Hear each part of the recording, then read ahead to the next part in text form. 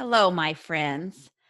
I wanted to do a podcast that is very current to the situation that we're currently in. And I know it's a really strange time for all of us.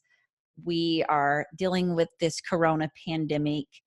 There's a lot of pandemonium and fear out there right now. And so it just feels a little weird and a little surreal. And I have to tell you that while this is affecting all of us in a really big way, I think there's something to be said for kind of coming out of our hiding, coming out of some darkness. And we're being forced a little bit to do this, right? And it's unfortunate that it's through a virus and that the virus is making people ill and some people are dying from it. And I'm not negating that fact that this is a tremendously difficult thing. But if we step back and can also see maybe some of the hidden gifts that are coming out of this, such as being able to get a little bit off of the hamster wheel of life, being able to maybe come back to ourselves a little bit and really reevaluate what's important to us. Who do we want to be? How do we want to navigate this thing called life going forward? And I know that all of us kind of fall at different spots. I like to use the 10-point scale, and I've been showing up in the She Finds Joy Facebook group and doing some trainings for all of us. And I use a scale of 1 to 10. And sometimes I ask people, like, are you a 10, which is where you're panic driven, right? The 10s are people who are really anxiety ridden right now over this, who it's kind of absorbing all of their waking thoughts. They might be the ones running to the Walmarts and the Targets and hoarding the toilet paper. And then others of us, the other end of the scale would be like a 1, right? When these people are maybe a little too calm or maybe not taking it seriously enough. And then a 5 is like in the middle. You know, you're aware of what's happening, you understand the implications and the precautions that one needs to take, but you're also not catastrophizing about it or in extreme fear about it. And so for me personally, it's kind of interesting because as I was navigating what has transpired in the last couple of weeks. As y'all know, I I have an anxiety disorder, and my husband is very laid back and very calm. But I was really watching the way both of us were dealing with this, and in fact, I was probably at like a 1 or a 2 on the scale of 1 to 10. I was incredibly calm. Early when it started happening, I kind of had that attitude like, look, this is just a flu. It's a strain of the flu. More than 10,000 people die from the flu every year. People are being overly dramatic.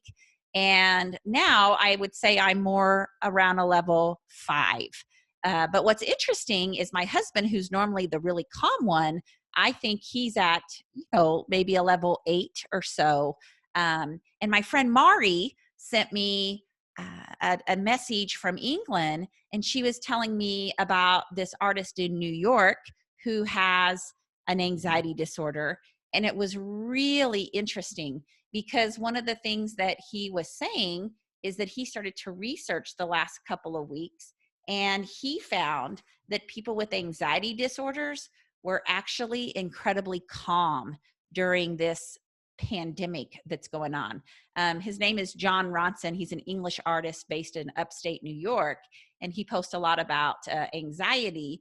And he was saying that he's found that those with anxiety disorders are kind of weirdly calm because they have catastrophized in their heads for so long that they now have a Darwinian advantage. And so catastrophizing is when you repeatedly think fearful thoughts or the worst case scenario thoughts. And so it was interesting for me, since I have an anxiety disorder, that I'm kind of navigating this pretty calmly compared to maybe my husband, who's normally the calm one. And it's almost like my brain is so used to jumping to the worst possible scenario that it's developed a lot of resistance and can handle something like this. So I thought that was kind of interesting. But, I'm dealing with some fears too. I do a lot of public speaking engagements, and some of those have been canceled. Some of them have been moved. Some of them have been moved to a virtual conference. And then our son, who's a freshman at IU, of course, he's been sent home, which I will tell you as a mama, I am liking that I get this time with him. And so, we're definitely making adjustments in our household. We sat down and had to review our finances because, of course, my job has been greatly impacted by this right now. And so we're doing things, we're making adjustments. Like I kind of looked and said, oh, okay, I have Hulu and I have Stars and I have Netflix and I have Amazon Prime. Like, do I really need all of those? And so I got rid of my Hulu, I got rid of my Stars to save a little bit of money. I have to laugh because as I was going through and I was getting rid of like Spotify because I have Amazon Music, and my husband and I were kind of just reviewing the budget and looking over like what are some ways that maybe we've been spending a little lavishly that we need to scale back. And we've of course talked to our son about it as well. Like, hey, you're not probably going to go through the McDonald's drive-through line every day. We're going to do our due diligence, and that's not a bad thing, to maybe take on a little bit of a minimalist idea around our finances for the time being. And I had to laugh because I'm also giving up my weekly massage, and I went through all of the things I was going to give up. And then it was my husband's turn, and he's like, well, I can get rid of like our $100 and some cable because there's not going to be any basketball games on anyway. And I was like, wow, because like TV is definitely my husband's thing. And he's like, I'll just watch some of those shows on the Netflix app. And so I was like, wow, that's incredible. And then the next day he comes in the kitchen and I can tell he's already resisting. He's like, I just don't really know if I can do that. Like, I mean, I do enjoy watching some of these shows that are just on cable. And he kept coming up for all of these reasons. So bottom line is we're 10 days in and he is yet to give up his $100 and some cable. Whereas I was like, okay, I'm going to give up my Spotify, my Hulu, my Stars, and some of those. But I will also tell you, oh, and I gave up my Friday massage for now. I will also tell you that I have a lot more high maintenance things probably in my life than my dear husband does. He doesn't really want for much. So I will definitely give him that. But going back to the havoc that this is causing and the fear that some of us are really dealing with, I just want to say that we have to be really careful of monitoring our thoughts. We definitely want to know what's going on. We want to be taking precautionary measures, but it's really, really easy for people to adapt a scarcity mindset, okay, or a fear-based mindset. And I know for myself, even knowing that school contracts are changing, that normally in the months of March and April, I fill up my summer calendar with all my presentations. It's 80% of my income comes from speaking engagements. And yes, my brain has been a little worried, like, am I going to get the August keynotes? And how much is this going to affect our financial situation right now?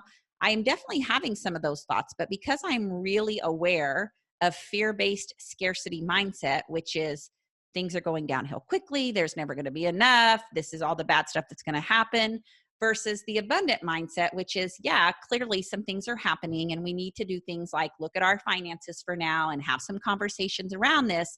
But really, for me, I'm working on operating in that abundant mindset, knowing that this too shall pass, knowing and understanding that my business is not going to fall to the ground. I'm still going to have speaking engagements. And then not only that, but how do we pivot? How do we get creative and come up with some creative solutions? And so for me, I really had to sit with what was going on for about 7 to 10 days. I am in some mastermind coaching programs, and it was good advice that we were being told, which is, you really need to keep showing up for your people. Don't use this as a reason to check out of life. Keep showing up, keep doing your thing. And and I did feel some pressure to do that. but I couldn't make myself do it. And I'm usually a fast actor. One of my top core 5 strengths is I'm an activator, which means like I get shit done and I take action. But I have also really been working for the last year on creating some space in my life and surrendering a little bit, using the art of allowing things to be however they are, and to not immediately go into catastrophizing a situation or down the road of the fear-based scarcity mindset. And so I really sat for about 10 days figuring out, what did I want to do and how do I want to show up for myself and my people? And after about 10 days, I got really clear in my Strobel education business, started to do a big pivot. And so I have spent the last week or so in my recording studio. We're taking we're taking 5 of our top 5 workshops and we're turning them into virtual workshops. So we're taking trauma informed schools, growth mindset, genius hour, standards based grading, and my teacher's happiness course. And we're making them all virtual, because we know that schools are going to be interested still in getting professional development for their teachers like they always have. And I've had principals and superintendents reaching out to me saying, hey, what do you have that maybe my teachers could have some professional development these last couple of months as we're making this transition? And so the point of my story is, instead of being an overreactor and going crazy with my fear-based thoughts, I have been really monitoring my thoughts, because whatever you think about is whatever you get more of. And if a human being is having about 80,000 thoughts a day, 70 to 80,000 thoughts a day, and we know for the average human being that 80% of those thoughts are wired to be negative, then you're just going to get more of that negativity in your life. And so what we want you to do is to be aware of your thoughts and then choose a better feeling thought when you feel yourself going down that road. And so I want to give you some tips for allowing yourself the space and the grace that you need during this time. But I also want to give you some coping strategies so that you can maintain a healthy perspective. And one of the things I can tell you that's not going to help you is to watch loads and loads and loads of news. That is never going to help you. Even if we weren't in a corona pandemic right now, you really do need to limit the amount of news, because let's be honest, news is mostly negative. And so you want to stay informed, but whenever you have all that negativity coming at you all of the time, your brain is automatically probably going to go into an anxious state. So for me recently, my husband's been watching a lot of the coronavirus. And so he usually has the regular TV on in the family room. And then I usually plop down on the couch with my iPad and I watch something on one of my Netflix apps. But because he's had the news on and it just draws you in so quickly, I found myself last week, I had sat down and watched like 45 minutes. And here I had been pretty calm about the whole situation. And by the time the 45 minutes was over, I was having some anxiety about our son, who was still in Florida on a spring break trip. I was having anxiety about like the economy and what was really going to happen and were we going to survive. And before I knew it, I was going down that whole fear-based scarcity mindset. And so again, I just had to tell myself, look, the news has done that to me, and let me get myself centered and let me be real with what really is going on, but let me not let my anxious thoughts run away with me. And so for me, I'm really limiting my news intake.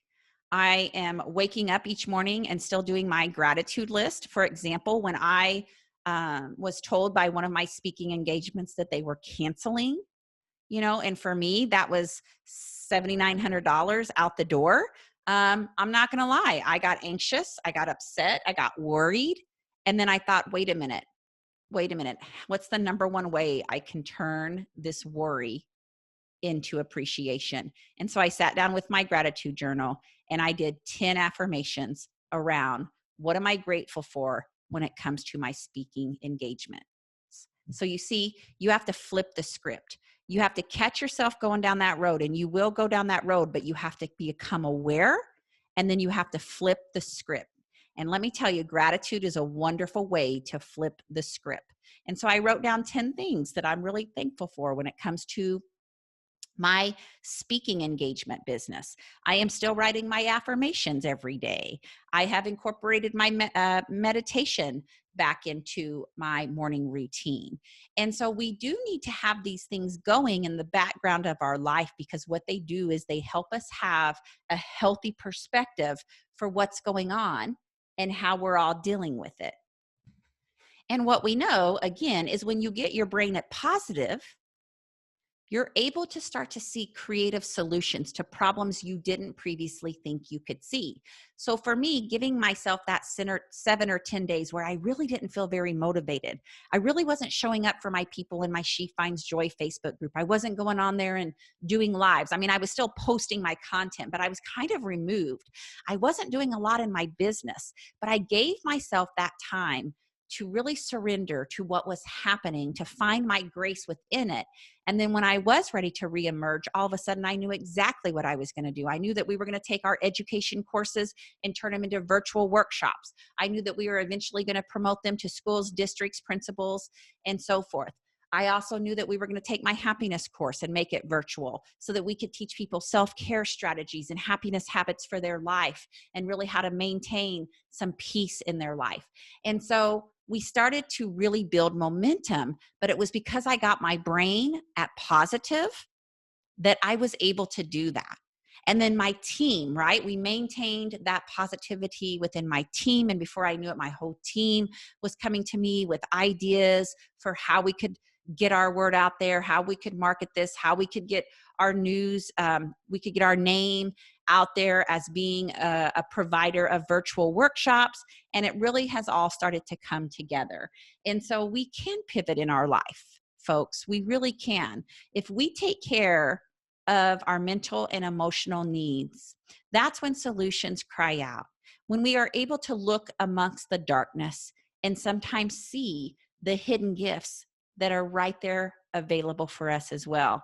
And one of the hidden gifts is we're able to connect with our family. We have more time at home with them right now. I see families who are playing board games and going on walks and going on hikes, because even though this pandemic is stressful and terrible and is really affecting so many people's lives, and it is small businesses, oh my goodness, I mean, we are feeling the effects of that.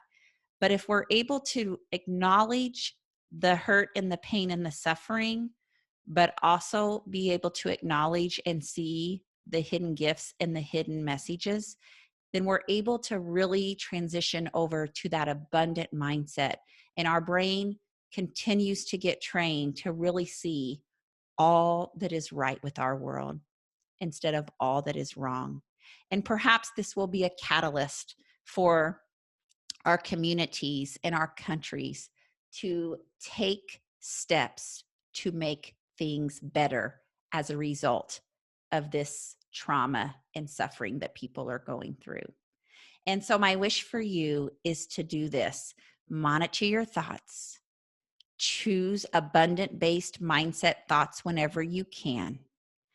Continue with your gratitude journals. Continue with your affirmations. And use this time to kind of get off the hamster wheel of life and to step back into your body and into who you want to be and how you want to show up.